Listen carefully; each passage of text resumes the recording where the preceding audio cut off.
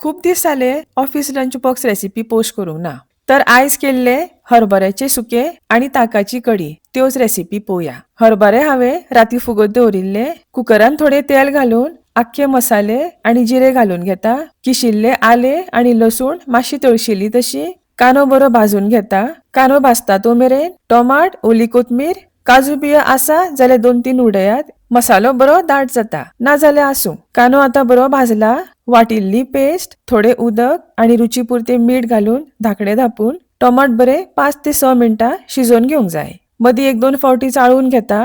हातून घालता हळदीचो पिठो, मिरसांगेचो पिठो आणि 1-2 मिनटां मसाले शिजोवन घेता. आतां घालता हरभरे, उदक, घरावो गरम मसालो, इल्लेशे गोड, कसुरी मेथी मातशे भाजून गेल्यार तिचो फ्लेवर बरो येता.